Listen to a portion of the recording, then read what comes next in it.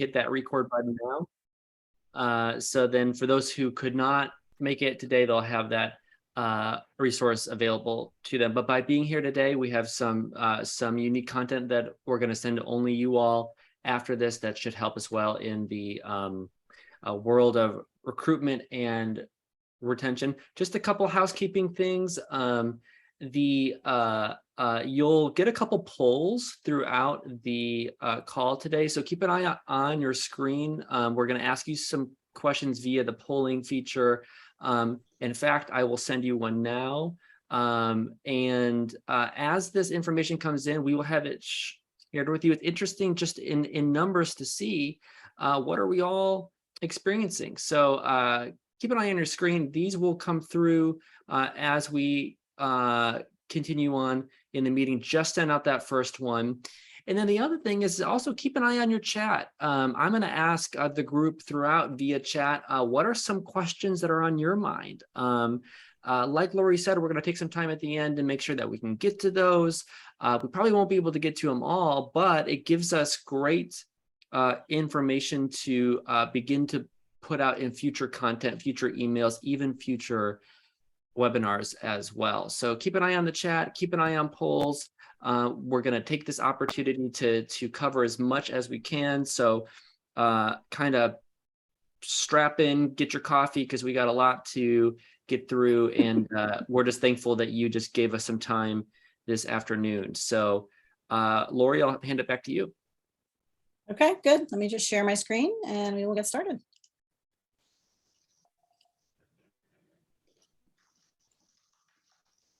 All right, Zach, just give me a thumbs up, slide only, not my notes. All right, good. Okay, so everyone, again, welcome. 3 ways to improve your agency's hiring efforts. Oh, that poll is in my way, excuse me. All right, so Zach and I did our welcome and introductions, as I said already. So let's move right in to the content. So hiring is different now. And, you know, I really feel like that is absolutely the truth. If you go back 3 or 4 years ago, things were a lot different, I think, for agencies and really for small businesses in general in terms of hiring. And, you know, there's several obvious things that have affected the market. COVID, of course, being the big one. That really, you know, changed, I think, our lives in very unexpected ways and, you know, put us in new environments and new working ways from home, virtually, sometimes periodically coming into the office, or 1 or 2 people coming into the office. So that was the first big kind of shift. It was how we worked and where we were working from. The second thing is that a whole bunch of people have retired or retired early. I think COVID was, for some people, just that, you know, last straw in the camel's back. And they said, I'm not really going to wait around to see what happens on the other side of this. I'm going to retire and start working my way out of the working world. So a whole bunch of people retired early.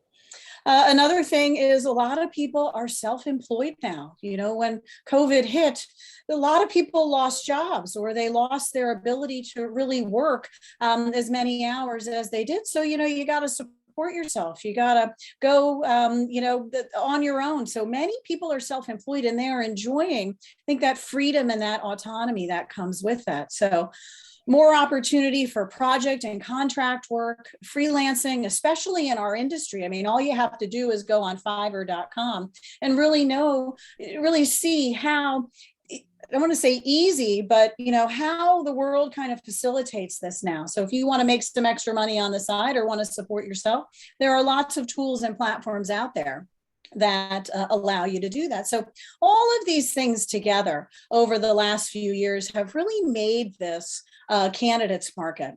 So in general, you know, when you really look at the big picture, there are far fewer candidates than jobs.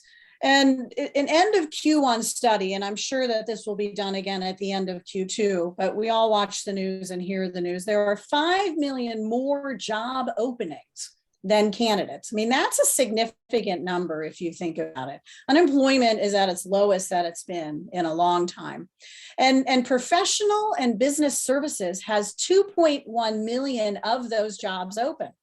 And while agencies don't comprise all professional and business services, we are in that category. So it shows, in terms of sectors where we're being hit hardest, and agencies fall squarely within professional and business services. So there's a lot of open roles in many smaller to mid-sized agencies and related businesses.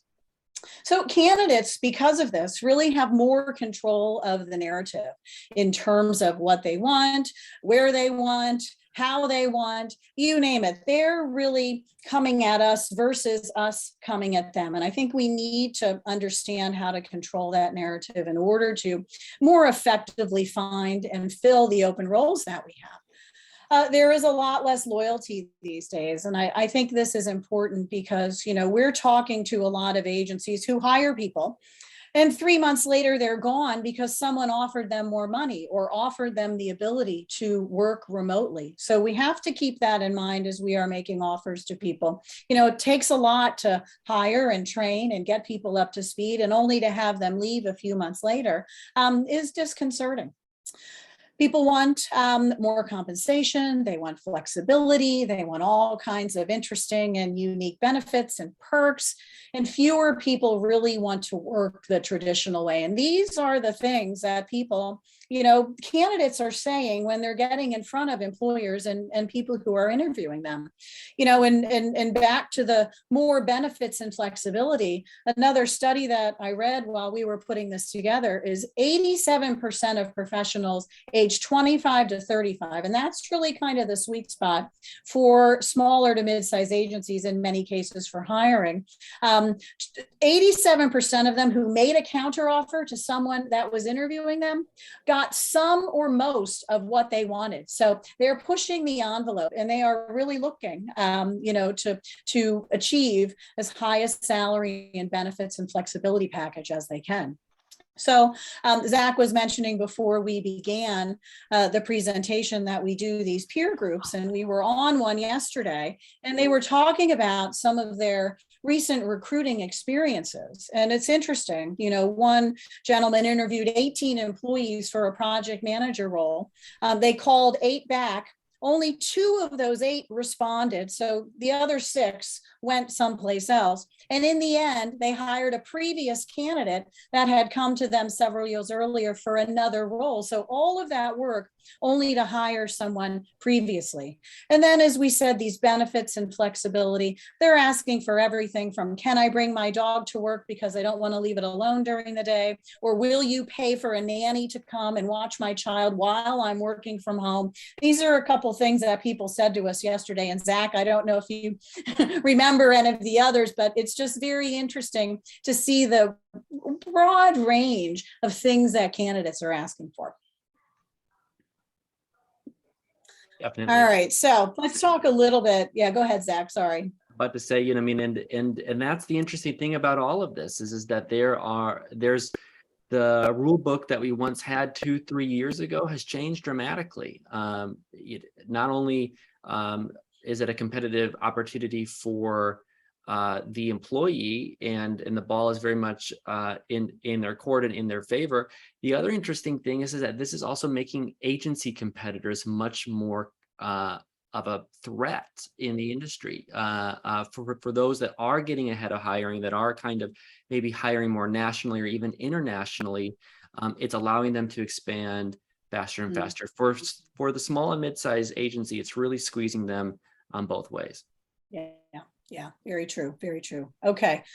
So let's talk a little bit about the 3 things that we promised to share with you today. And there's more than 3 when we get down into it, but broadly speaking, there's 3 topics that we are really going to look at today. And the first is, I think, understanding that today, right now, it may be a candidate's market. It's leaning more in their favor. And I think that some of that is based on, some of the things that I just said, and, the fact that we're allowing it to be a candidate's market as well. I think employers are enabling, I think, some of this behavior and some of this favor to the candidates. So we have to try to think about how do we turn that a little bit back to our favor. But first and foremost, so learning how to kind of navigate this candidates market. And I think we just obviously need to understand what candidates are looking for, so we are prepared to have these dialogues, these conversations with them when they come into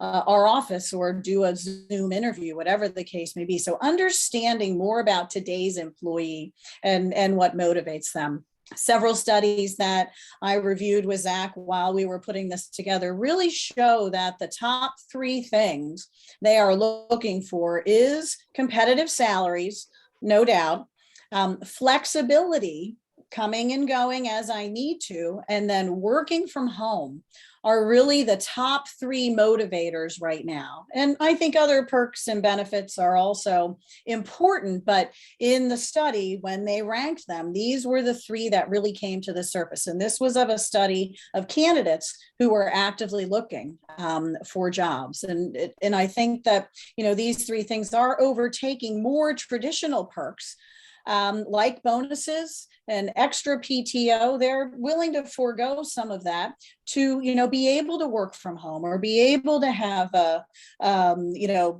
hybrid model, coming into the office a couple of days or working from home a couple of days, all depending where they're located. You know, you might be talking to candidates who are 500 miles from the agency. That's a whole different scenario than I think many of us were used to 3 and 4 years ago, unless we made a conscious effort to really go virtual. And my knowledge of not only the Second Wind member base, but smaller to mid-sized agencies that I talked to, is many of us before the pandemic were not fully virtual, may have had 1 or 2 employees that fit that category, but in general, the majority came into the office. So need to understand what candidates are looking for now. And there's lots of places you can continue to educate yourself. The Society for Human Resources Management is a great resource. If any of you are HR professionals and you belong to that, you already know that. If you're not, you can get up to 3 free articles a week and or 3 free articles a month. Sometimes they have free content on their website as well. I use it a lot to follow the human resources trends. Talk to colleagues and employees, anything that you can do to kind of better understand the environment. Because I think if you do, you will be able to recruit, you know. And then there's the whole kind of generational thing. You know, we've got Gen Z, which is very much kind of in the marketplace at this point as well. Definitely, you know, Right. and on the topic of Gen Z in general, that's a phrase that we've heard more and more and more. We read about more and more and more. I want to share with you from our experience as we've worked with agencies over the years, and as a former agency myself, I want to share with you 5 major things that we have found that Gen Z really looks for. So 5 things that Gen Z, when they're looking at a potential company, knowing that the power is really in their hands right now in terms of where they go and how they work, these are the 5 things that we have found most on average. So number 1, and this might be a little bit obvious, but it's culture. And I want to boil that overly used term down to 1 sentence, and that is, does what you say as an agency match what you do? And that's really what Gen Z is looking for, is the words you have up on the wall, your mission, your values, does it actually match how things operate internally? Gen Z doesn't have to talk to your current staff. They can go online and read about it pretty quickly through a lot of just different sites and outlets. So that's a question to ask yourself, is, you know, what we talk about on our website and what we say that we are, does it really match what we do? So that's the first one, is culture. Second big thing that Gen Z looks for is on the front of personal growth. Can this step help me not only improve in my work skills and the types of things that I can bring to the agency, but can this help improve in my life as well? So can working here help further my personal goals, whether those are wealth goals, lifestyle goals, family goals? Does the agency care about my personal goals? So that's number 2. Number 3 is this concept of, is there a way to give back? Can I connect the time that I'm putting in here to a greater form of giving? Can I know that by being here, part of my time is going to be spent giving back to causes that I care about? So just to connect to some kind of purpose. Number 4 is there a mention of focus and effort around inclusion, around the topic of diversity? Does diversity and inclusion matter here at this agency? So be prepared to answer that question, because it will come up, especially with that audience. And then number 5 is voice. Can I have a voice at the table? Will my opinion be heard? Gen Z is not the age group that we're used to, where they want to punch in, punch out, and be done. This is not an age group that's trying to build wealth goals to buy a house that they can live in the same home for years and years to come. They're about experiences. So being able to focus on those 5 major things. First one, culture. The second one, their ability for personal growth. Number 3 is the ability to give back. 4 is inclusion, and then 5 is voice. Keep those in mind as you think about either recruiting or retaining those staff members that are in that age group. Mm-hmm. Yeah, perfect. Because I mean, they're certainly the workforce of the future. All right, good. Thanks, Zach. All right, let's move on. Next point under this thought is don't rely solely on job boards for candidates. I think what we find, and we do recruiting here at Second Wind, we find that when we post a job, a lot of the submissions are really just fishing expeditions. Many are typically underqualified. So you end up with 50 resumes that you have to weed through, and maybe 4 or 5 of them would be close potentially to what you're looking for. So we think that it is much more effective. And it's interesting because, you look at agencies and how they get most of their business, how they get most of their new business, how we build relationships with clients. A lot of it is through referrals. A lot of it is through networking. And I think that we should think about the same when we are recruiting. Branch out, use your personal network, use your employee networks, encourage them, to post the job posts on social media, encourage them to put feelers out, because, I think that you have a better chance of having real meaningful conversations with a candidate if they know of you or know someone that potentially works for you. So take advantage of the network around you. I think you have to use the job boards as well. You want to get it out there. You want to get it posted, but I wouldn't rely on job boards solely for candidates, because I think you have a lot of waste when we do, and it does not necessarily move the process forward as effectively as you would like it to. And I think a lot of agencies that we've talked to offer, in some cases, little referral bonuses. They would say to a client, we're willing to give you a little something if you send somebody our way and we hire them. And the same is true of employees. So sweeten the pot a little bit so the word can get around and you can be introduced to candidates that might have more viability than what you're getting from the job boards.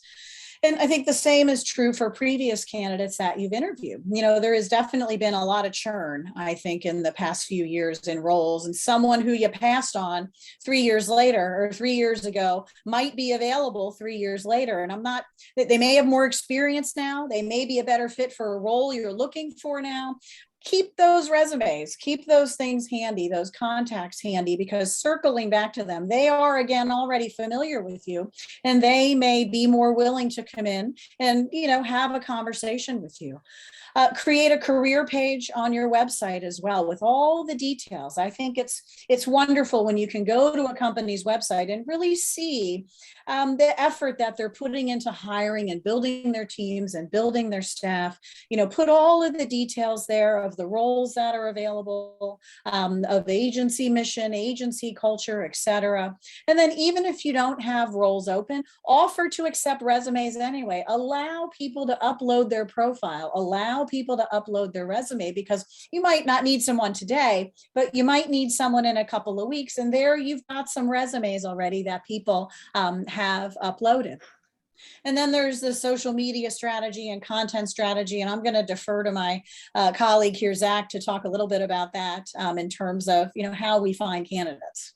Definitely. And I want to take away the marketing objectives for just a moment when we talk about social media, content strategy, things like that. And I want us to visualize our content strategy, our website, our brand strategy as your front yard. It's the front yard of your agency. And we've all driven past many front yards before. Some of them are a little overgrown, or they have an old dishwasher that's kind of rusting away in the front yard, or some of them are very manicured. But see your agency as a front yard. It's and think about if you were trying to sell your home or sell your agency, what's the kind of buyer that you would want? So are you going for that really corporate, maybe manicured look that's very exact? Are you going for something that's a little bit more open collar and loose and fun and young?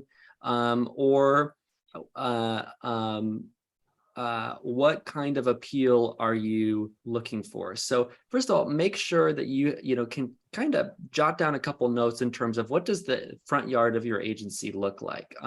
What we certainly don't want is one that's overgrown and untouched. We want to make sure that the way that you present your brand to candidates is thoughtful, and it is in line with what you are intending to do. So when it comes to content and marketing, this can feel really daunting, and it's always kind of tough to know where to start. We get a lot of questions about, do we have to build a big content calendar? Do we have to put a whole team on this? And the answer is no. So I got 4 terms that I want you to think of when it comes to your front yard, your content, and your marketing. The first term is easy.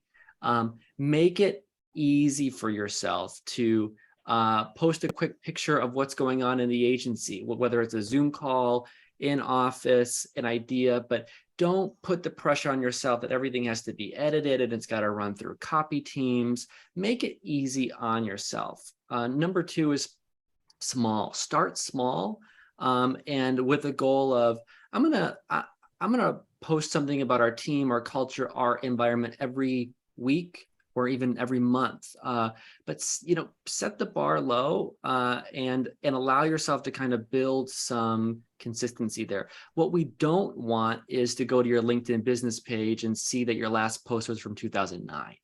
What we do want is to see some level of consistency. So the term number 2, small, very important. Number 3 is shared. Don't put all the pressure on your shoulder to be the person to think about, well, what am I going to talk about or produce in terms of content or writing or posts? Pass that around to other people within your agency. This week it's me. Next week it's Lori. The third week it's Joe. Fourth is somebody else. Don't feel like you have to be the person that has to do all of that. Give somebody else the keys with some expectations, right? Some standards, but pass that around a little bit. And it's also a great way to showcase your culture. This week you're hearing from Zach. Next week you're hearing from Lori. We get to know the whole team through that content. And then number 4 is real. Be real with your content, especially if you're going after Gen Z. Authenticity wins the day. Overly edited, overly polished is just it's unapproachable. It's hard to really understand.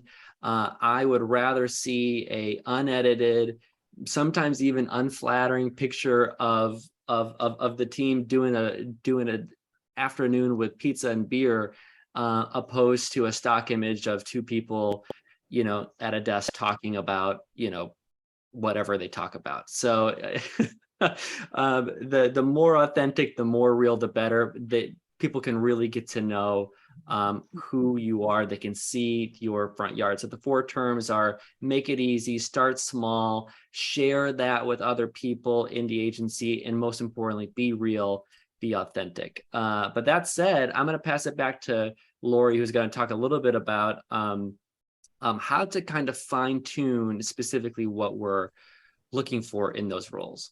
Yeah. And I think that's a good point because, people are going to go to the web immediately and to your social channels immediately if they're going to apply, or even if they have just applied, to kind of get a feel for, would I fit in here? Does this look like a place where I would want to work? So I think that having all of that Zach just mentioned as part of your recruitment strategy, it's not just the postings and, putting the feelers out to your network. It's that image that you're putting forth. They're assessing you as much as you are assessing them. All right, so the next point is fine tune your job postings. And, this, give me one moment here. Let's see. All right, fine tune your job postings. I'm sorry, I lost my notes somehow. You want to make sure that, you're writing the job posting specifically for the agency. A lot of us just don't want to take the time to write the posting. We go out and we kind of crib from other roles that we find online, and we might dress it up a little bit, but we don't edit it specifically for our needs, and we don't necessarily do it in our voice. So it is important to put forth to candidates really what it is you are looking for, to make sure that you are going to get the appropriate submissions. The other thing that we really recommend today is to, if you can, and you feel comfortable doing this, is to include the salary range. Don't have to be on the dollar, but include some kind of salary range, the benefits that you are willing to offer, what the working arrangements are. So if you are hybrid, if you are virtual, whatever the case may be, try to put some of that into the job posting, because this will either flag to people that you have conditions in a salary range that they are interested in, or it will cut down on those that are applying who are not fit for the role. So you need to really take the time to fine tune these job postings, and not just kind of recycle things that you've used before or pull others from the web and just kind of put your spin on it. Really try to imagine in your mind who the candidate is that really, who is going to really fit that role. What are their qualities? What are their competencies? What experience do they have? And really try to get that into a job posting that's going to help them visualize that. And I think today, more than ever, we do need to be transparent. We do need to be upfront in terms of what we are willing to offer, so that candidates know what they are getting themselves into when they are coming and speaking with us. All right, so let's move on to number 2, which is assess your internal recruiting strategy. So this is the process that you are going through as you are finding candidates, as you are contacting candidates, as you are running them kind of through your process at the agency. First and foremost, and I don't think that we can stress this enough, that you have to prioritize the search. I don't think that this is something that you can do in your spare time. When you are looking to fill a role, you need to make sure that someone has accountability for this process. We are keeping our eyes on the submissions. We are keeping our eyes on the place the individual is in the pipeline. Have we contacted them? Have we followed up with them? Have they gone through our process? You can't kind of do this in fits and starts, because you will lose opportunities potentially for good candidates. They will not wait around for you today. They are not going to wait 1, 2, 3 weeks to have this all settled. They're going to look elsewhere. Candidates are getting lots of offers quickly these days. So make sure that when you're ready to execute the search, that you're prioritizing it and you are carving out enough time to get this done. The next point is you want to streamline your processes as well. I think that many companies, put candidates through the ringer. They are over screening. They are putting them through rounds and rounds of interviews and lengthy testing. And I think that candidates today don't have the stomach or the patience for that. Again, being a candidate's market, they can really almost dictate what they are willing to accept as far as a process that they will subject themselves to be hired somewhere. I'm not suggesting that you need to throw all of this out the window, but I do think that only involve those that have a stake in the process.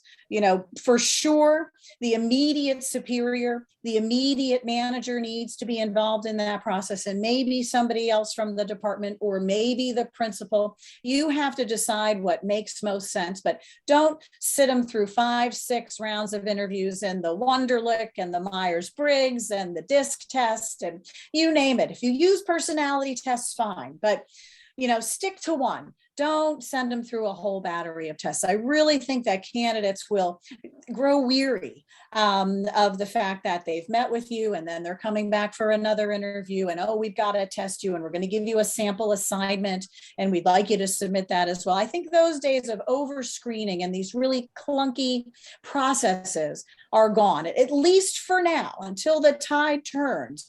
I think in the hiring environment, we need to watch our process and make sure it is as streamlined and as efficient and as functional as possible. Zach, any comments on that?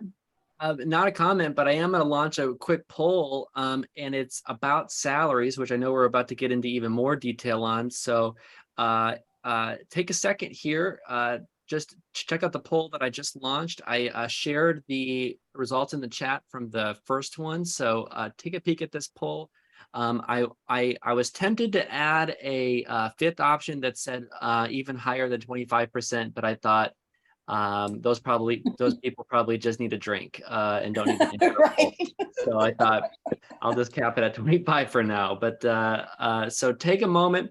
Answer that. Also, if you have any, this is kind of the last call. If you have a question that you want to talk about in towards the end of the call, post that, and I'll make sure to kind of take the average of them and make sure we get to a couple of those before we wrap up. So,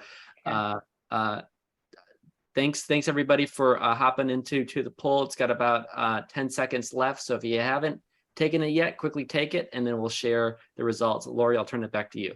Good, that's just fine. And the initial results are, as I think I expected it to be, higher than they were 2 years ago by about 10%. So, all right, let me get this poll out of my view and then we will move on.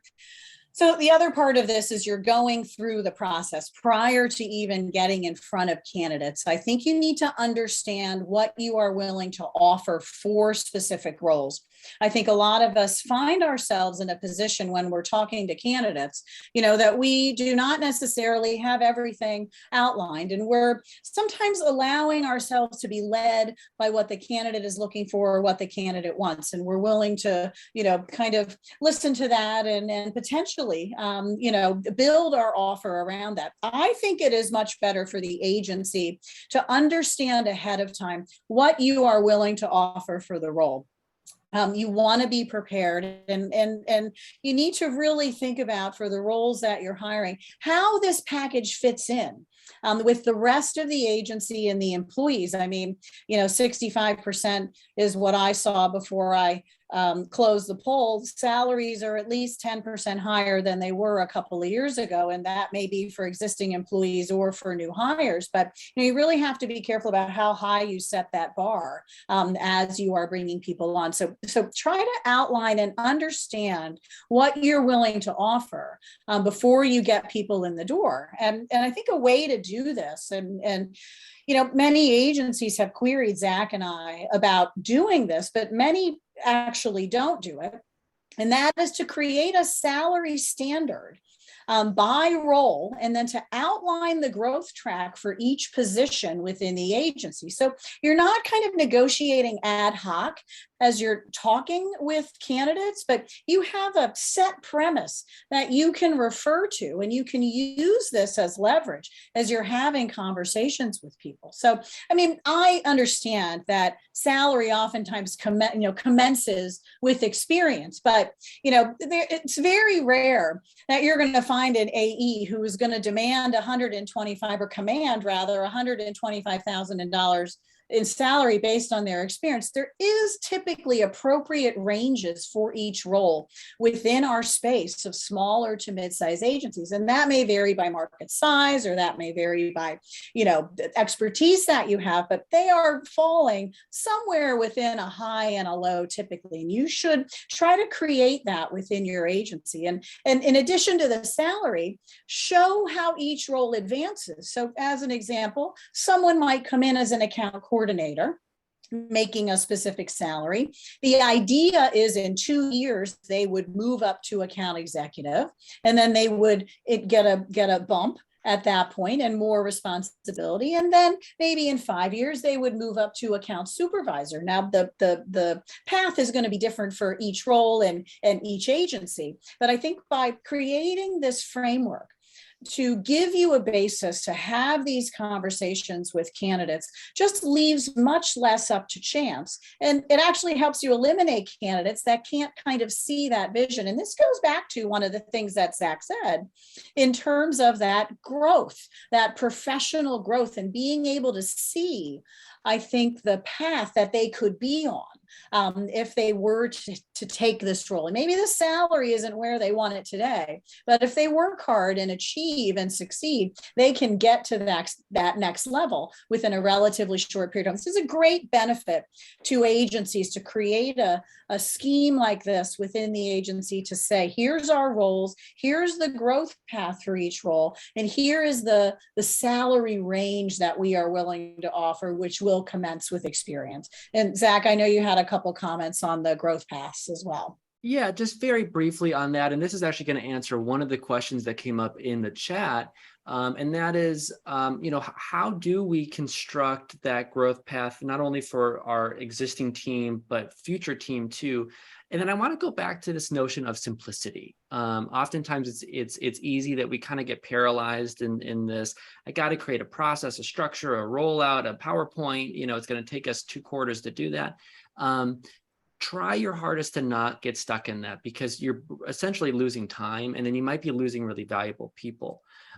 So there's just 3 things that I want you to keep in mind when it comes to current staff and future staff. And those are learn, do, and need. So as you sit down with the staff person, ask them, in the next year, what's one thing you really want to learn? Maybe it's a skill, maybe it's a type of leadership or management, but what do you want to learn in this next year? That's number 1. Number 2 is do. What's something that you want to try, do, achieve in this next quarter? So then you set those up per quarter. What's something that you want to actually take action on or do? I want to be able to work with this type of account. I want to be able to spend 10% of my time coming up with new ideas for this account. So that's do. And then number 3 is need. What do you need in order to be at your absolute best? Maybe it's coaching, support, resources. That's something that we talk about every month. So learn, do, and need. And so as you create these growth plans, try to keep it simple and consistent across your whole staff. Annually, what do you want to learn? Quarterly, what do you want to do?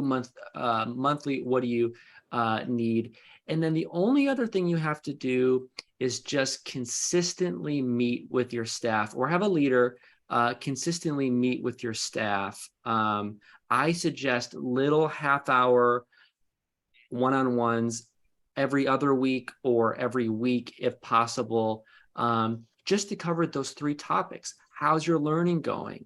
How's that action going, that doing, and then are your needs being met? If you set up those consistencies around those 3 themes, it's amazing how your staff will feel very served, very listened to, that this is an agency that they can really not only grow in their work life, but also in their personal life. But I know that there are some things in there that we don't want to forget when we talk about hiring and onboarding, and Lori has a few of those to share. So Lori, I'll turn that back to you. Yep.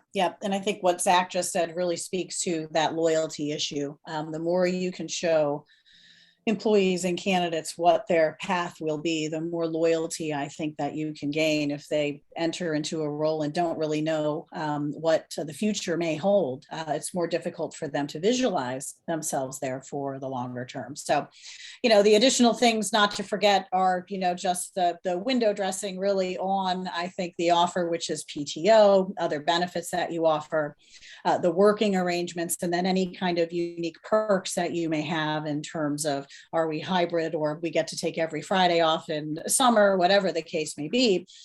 In addition to the salary and the ranges and what you're willing to put forth in terms of the growth path, et cetera, I think you want to have all of this at your disposal when you are talking to people. Don't say, well, I'll get back to you about health insurance, I'm not sure. Or, after 5 years, you get X number of days. I think that's right. Just make sure you have everything neat and tidy, so you're really prepared, to react. Because, when you find the right candidate, you're going to need to be ready to react. They're getting multiple offers. Having all of this ready will allow you to move quickly and strike while the iron's hot. So don't, and this is just back to the process, have your ducks in a row, spend time on it, outline, the needs for the role, outline the salary, the growth path. If you have all of these things ready, you can take better advantage of candidates who meet your needs and lessen the chances that you will lose them. All right, so we are about I'm going to go through these last few slides, and then we are going to go back and do some Q&A. So the number 3 point is be prepared, which we talked about, confident and patient while interviewing. So this is really kind of when you're in the throes of talking to people and trying to figure out who might be the right fit for the role. I think you have to go into this with an open mind. All too often, we talk to agency owners or managers who are looking for a unicorn. They're so specific, I think, in their needs that they don't even want to talk to people if they don't tick all of those boxes. And I'm not saying we need to lessen, what our expectations are, but I think that sometimes if you talk to a wide variety of people within reason, you don't want to talk to maybe 18 or 20 people, but within reason, take a chance. You might be surprised. So resumes don't always tell the whole story. And I think when oftentimes you get in front of people, you can really learn more about them and who they are. Sometimes their voice, their skills, their experience does not come through well in the written word. So have an open mind and invite people in who might be slightly different than you were anticipating. Interviewing, even if it's not a good fit, it gives you some practice in putting the offer out there and seeing what their reaction might be if you even get that far with those people, but gives you some practice in interviewing for that particular role. So when you do find the right person, you're going to know that they are exactly what you need. And this goes hand in hand with that. You might find that you're not getting the skills that you're looking for. And all too often, we're ready to just dismiss those candidates. I think you have to sometimes look beyond specific experience to overall competencies in a candidate. Are they well-spoken? Do they write well? Are they intelligent? Did they succeed in their last role? Can you historically look at their work experience and see, did they move up within a company? Maybe it's not an agency. Maybe it's a related business. Maybe it's a completely unrelated business. Maybe they were working in an in-house marketing firm. Whatever the case may be, sometimes you have to hone in more on the bigger picture in terms of their competencies, because a lot of times in our industry, those skills that we need to do a specific job can be trained. I think we need to think more broadly today with so few candidates and so many open jobs. Even though your volume of candidates may be high on the job boards, you're just not getting what you need. We have to kind of look beyond what maybe our traditional behavior has been when recruiting. So think about competency. Think about competencies when you're talking to people, and not so much the specific skills. Skills are great if they have them, but if not, many times they can be learned. And if they're smart and a fast learner, they should be up to speed in no time. All right, be transparent during the screening process as well. And again, this goes back to being prepared. You can really only be transparent if you're fully prepared for the interview process. So make sure that candidates fully understand what the role is and your expectations for that role. So you have to be very forthcoming about what the agency needs and what they are going to be expected to do. And that includes sharing goals with them if that's applicable, and includes sharing performance metrics. I think if you're hiring AEs, for example, you need to share with them that they're not only responsible for handling a particular size book of business, but they are going to be responsible for growing that business by 10 or 15% every year. So we need to say to people, it goes beyond just the day-to-day. What are some of those bigger picture items here that we are expecting you to fulfill for us? Make sure you're discussing salary and benefits and work from home policies very early on, because if you've got someone who's resistant to some of that, you can eliminate them pretty early on without problem. And whatever you do, don't promise something that you can't deliver. If a candidate is pushing you and wants 20 days vacation a year, but your policy is 15, you need to stick by your policy and not say, well, I'll see what I can do about that, just to get them to be more interested in the role. You have to be very careful. And again, many HR professionals on the call, or at least HR experience, we know we have to treat everyone equitably within a company. So that can cause issues if we're over-promising and then not able to deliver. They will surely be a short-term employee. And then again, we kind of go back to this thing that Zach was talking about and we've touched on throughout the presentation. Talk about long-term goals and not specifically short-term gain. I think a lot of candidates right now are operating with tunnel vision. They are really honing in on some very specific wants, some very specific things that they feel that they need. And I think the reality is they're not looking at the bigger picture. We need to be responsible as employers to show them what that bigger picture is. We have to steer them away or urge them to not simply think about benefits and salary and short-term gain, but the long-term picture. It's a candidate's market now, but that could change in the future. So I think that, if we want to bring the best people on board, those that are willing to listen to that dialogue, those that are not simply concerned with putting a bigger paycheck in their pocket, is going to be a better hire for us now and into the future. And then, of course, don't be afraid to turn candidates away if they don't fit your needs. A bad hire is always a mistake, no matter how much you need to fill that role. If your instincts are telling you, no, something does not feel right here, don't kind of let your emotions of the situation, we're overworked, we're understaffed, we can't meet our clients' needs, don't let the emotions of the situation kind of dictate. Follow the process. Get everything in order, outline, again, your needs and what you're willing to offer for that in return, and try to stick to that as much as you can. Don't try to hire or don't hire out of desperation. Again, it's going to be a waste. 3 months spent out the door. We got to go back then and rehire and retrain and spend more money. So I'd rather see you wait and try to make the right hire than fill a position out of desperation.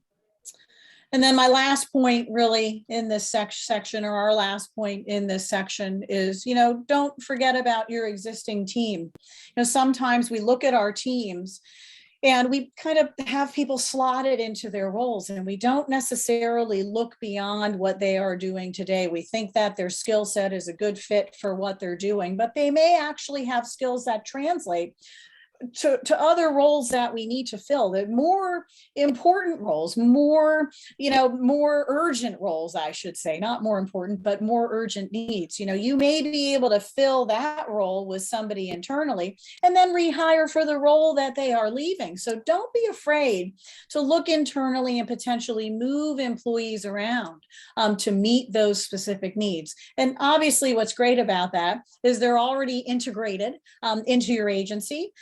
Likely they fit with your culture. They understand your benefits. They understand the perks that they are going to get as an employee. So it's minimal disruption. If you have a real heavy need, try to look internally. Can you shuffle some people around to fill that role more quickly and then rehire for that opening?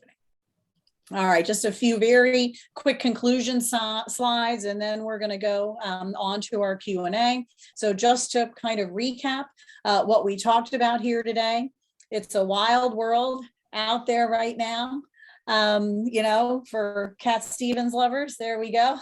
It for sure is more than any time, I think, you know, that I've been employed. Candidates are absolutely in control of the market. So just kind of keep that in mind. We have to act and react a little bit differently today.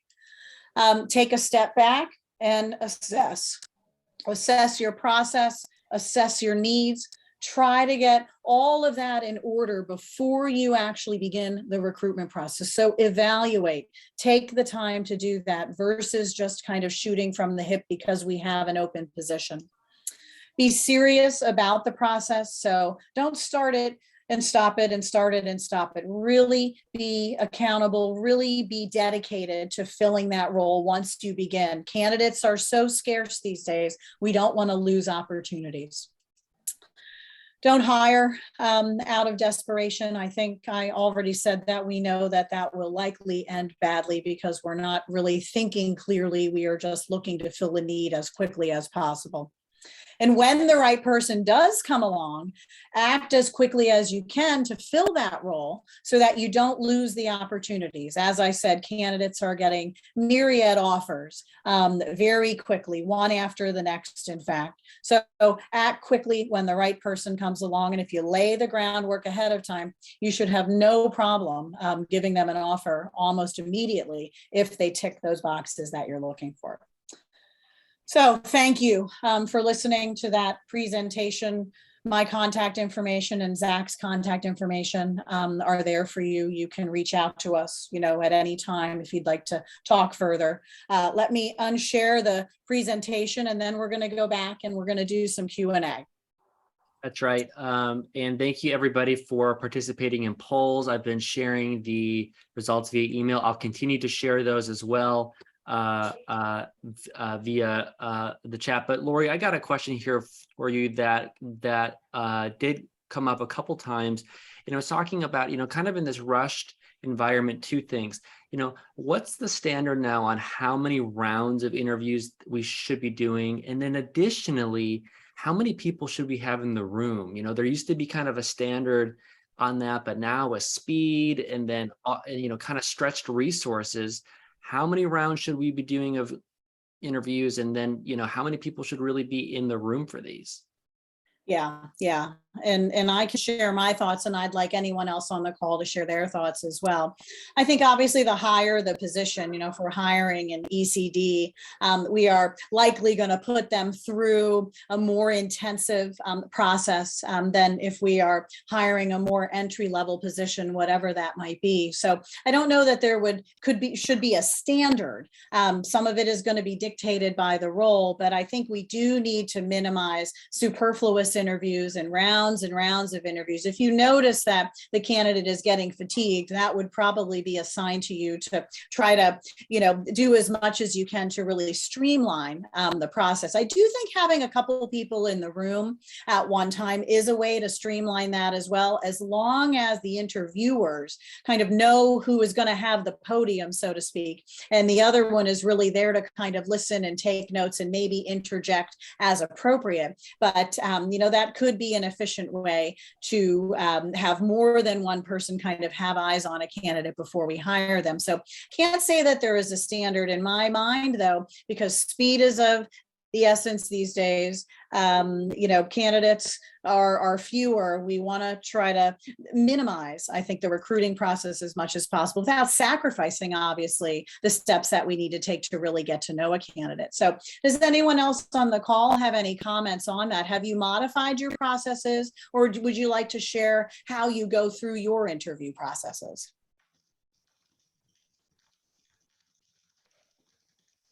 We actually had a pretty speedy hiring process before the pandemic, which applies well now that there are so few candidates to be had.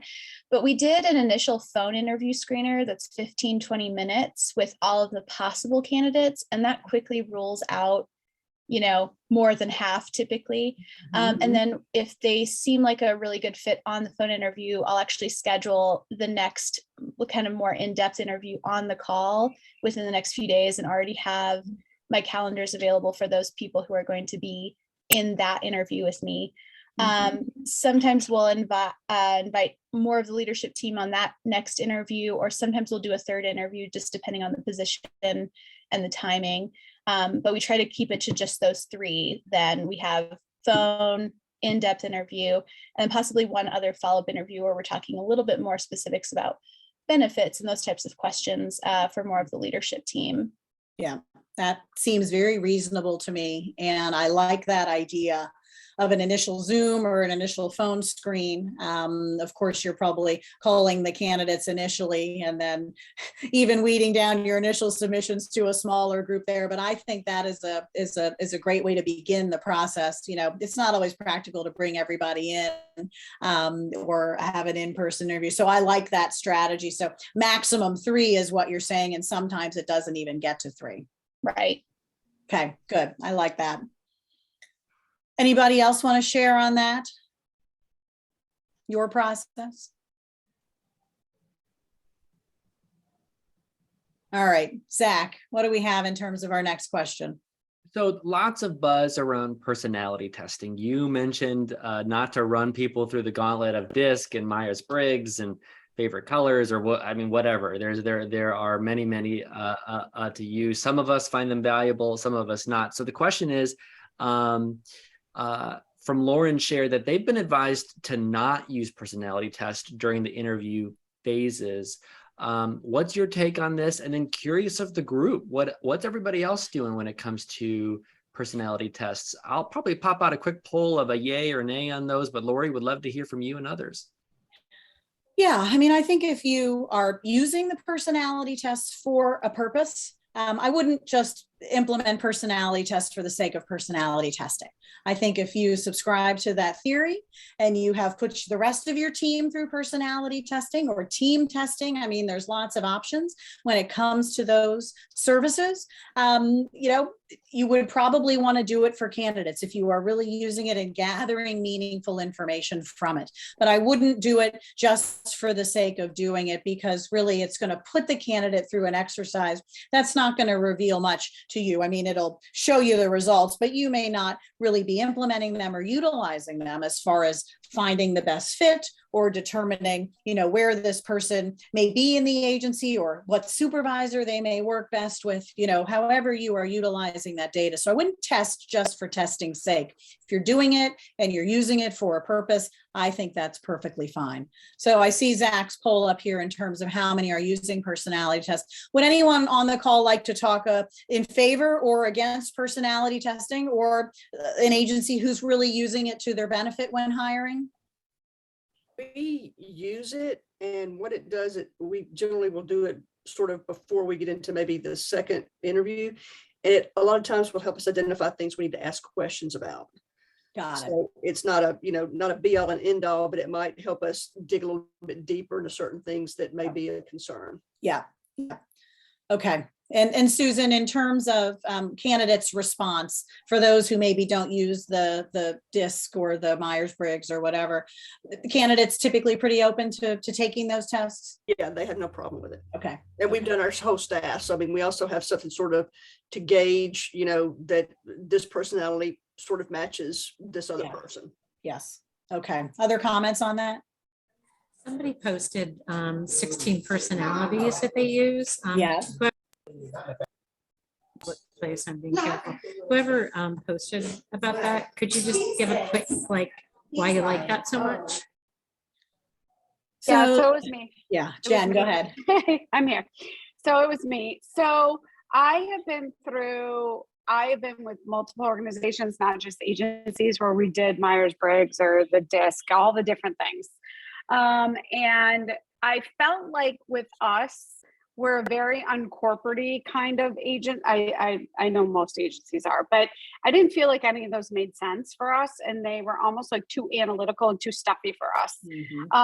So I came across the 16 personalities a few years ago. I can't remember how I came across it. It's free. It's just web-based. And basically what they do is it's fun. So you become a character. So they're broken down into characters, like a crusader or a captain, and what they do after the fact, once the person takes it, and like I said, it's free. And it of course gives all the typical how to manage these people, what to look for, that sort of thing. But as the recipient, you then get a newsletter, I think monthly, that's all based around you, whatever your character was. And I have found that it is so spot on, and it's fun, and people want to read it. So it's not like, oh crap, now I got to read about my personality kind of a thing. Jen, is it the Keirsey temperament sorter? I've never heard that, so I don't know. The website is actually 16personalities.com. Okay. Somebody put it in the chat. Yeah, Yeah, it's so posted in the Lori- chat. It's like a light version of Myers-Briggs. Okay. Okay. They package it in a really cool way that actually I think for agencies makes perfect sense. Okay. Okay. What'd you say the website was, Jen? 16 personalities.com. Okay. That's interesting. We could look at that. It might be, as you said, sometimes the disc or some of the others are kind of dry, a little bit more corporate in nature. So the assignment of a character or a type to that might be interesting for agencies to utilize, a little bit more relevant. So, okay, good. All right. So any other comments on personality testing? Otherwise, Zach, I'm looking to you for the next question. Absolutely. And thanks for those that are hanging on. We enjoy to talk about this stuff. Lori and I are both kind of nerds when it comes to all things agency. So we'll keep going. Speak for yourself. It doesn't make us very fun at parties, but makes us very fun in these environments. So another question came in that talked a lot about spending a lot of time on tailored job posts, especially tailoring job posts to kind of focusing on soft skills, culture, and kind of editing those a bit to be more of a preview of the agency. So curious on the topic of when writing job posts, writing job descriptions, has anybody done this in a really unique, creative way? What's worked for you in terms of what's gotten people interested, leaning in, and maybe things that you've tried that have not? Yeah, that's a good question. I like that because they can be very dry and, as I said, nobody really wants to sit down and write them. So good question. Creative ways to manage those posts or create those posts. And as people think about that, I'll just add in real quick. I've seen the use of video pop up a lot. So if I'm the hiring manager, if I'm the person doing the interview, I might post just a standard, document, right? But I might just pop open my webcam and I might talk for 2 minutes and say, hey, I'm Zach. I'm the person that's kind of hiring for this. Here's kind of what I'm looking for, but wow, is that a lot more personable? It takes away the fear of, I don't know who's on the other end of this. So that's one thing that I've seen be helpful just to kind of get us thinking. And I can support that. We did the digital jam session on Tuesday, and Leslie Schumacher, who is a principal at Beachy Media, someone asked about recruiting on that call, and she said she has seen an uptick in the use of video in recruiting, and that results are pretty interesting. It's relatively new, but she is seeing that as a digital media professional, people using video more and more to kind of reach out to candidates. Anybody trying that or something different?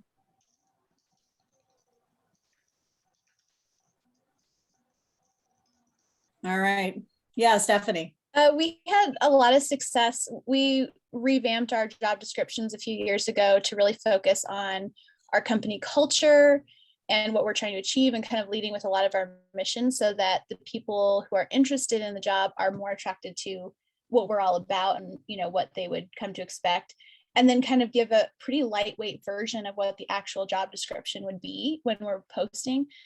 Just kind of giving the basics so that they know, yes, this is a good fit for me. And then we don't even give the full job description, like full role responsibilities, till the second interview for the Right. full questions. Got it. Okay, so you kind of pull them in with something a little bit lighter, and then really, when you think that a candidate might have some of the qualities that you're looking for, then really dive a little bit deeper. Yeah, I feel like that's helped. The people who are applying are a lot more qualified for culture fit, in addition to skill, versus just skill fit, which Yeah. we're not as interested in. Well, and that kind of goes back to the hire for competency or for culture fit. Skills can oftentimes be trained. And I think it's so important within agencies in particular that we do pay attention to our culture. You know, we spend a lot of time building that, put a lot of, effort, and really our heart and soul into our cultures. And, you don't want, to kind of disrupt that. So I think that is a very important criteria that we didn't really talk about much in the presentation, but nonetheless, when looking at candidates.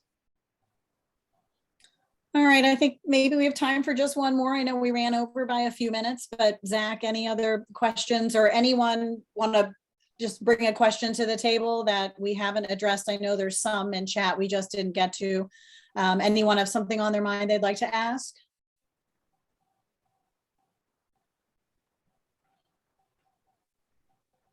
If not, I do got one that I will ask, but if you do have Okay. one, pop up your Zoom hand and I'll make sure to get that in there before we're done. But I got a question here from Susan, which I really was intrigued by, and that was, we've thought about changing our annual bonus schedule to a smaller quarterly bonus.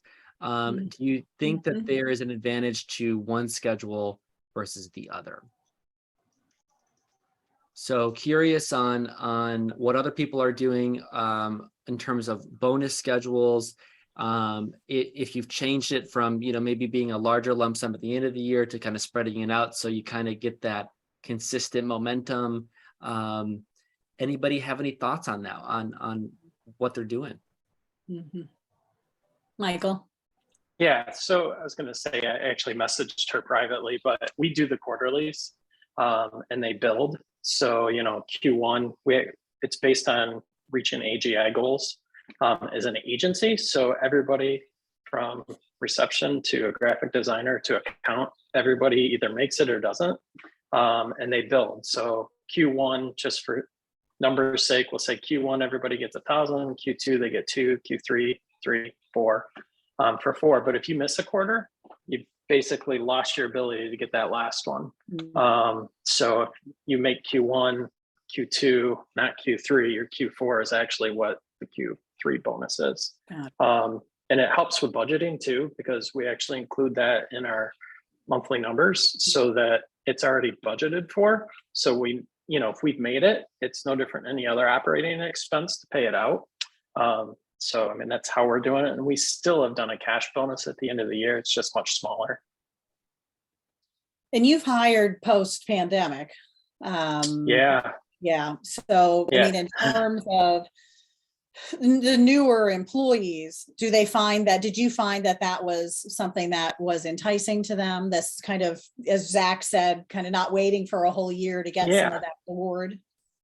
So that, and what surprised me, we're a small mid-size, we're at 26 people right now. Pre-pandemic, I think we're at 18. So we've grown a lot, but a lot of the people, they were saying that they're old agencies, either they didn't get a bonus or it was really senior leadership that was allocated for the departments and decided who within each got them. So, this is a very team focused. It's like, we're coming up on the end of Q2, and everybody kind of knows what's going on. And it's like, hey, my timesheets are in, you got to count, making sure their billing is in, it's like everybody wants it. So it's worked really well. And yeah, definitely with the new hires, I'm very surprised on how unbalanced the bonuses are elsewhere. Yeah, yeah, no, that's good. That's good to hear. So a few extra ways you could think about enticing people to come to the agency if they're a good fit. Yep. Great, thank you for that, Michael. All right, Hey, well, I appreciate everyone hanging in there till about 2:15. You know, Zach and I tried to time it well, but you know, it's our first time doing this subject, so a little bit of refinement there. But I appreciate everyone who could stay on for hanging in there till we were finished here. And Zach, any final words from you? We'll get, you know, we're going to post the recording either to the site or going to send a link to it so you have it. And Zach mentioned we've got some materials that we're going to share with you with respects to recruiting. So a little surprise that we're going to send out along with that. So any final words from you, Zach? no, I just want to say thanks, everyone. I know that we're all facing a lot of headwinds right now. We're both kind of taking it hour by hour. And it's changing a lot. So thanks for giving us a little sliver of your day to kind of step away to learn, brainstorm some ideas. Keep an eye on your inbox. We're going to do our best to continue to help, to serve, to educate. And then Lori and I are available. If you have questions, if you got something that's on your mind, we'll do our best to help out. So thanks for being here. This was a lot of fun. I look forward to seeing you all again. Yep, good. All right. Thank All right. you. Bye, everyone. You're welcome. Bye-bye. Have a great rest of the week. Thank you.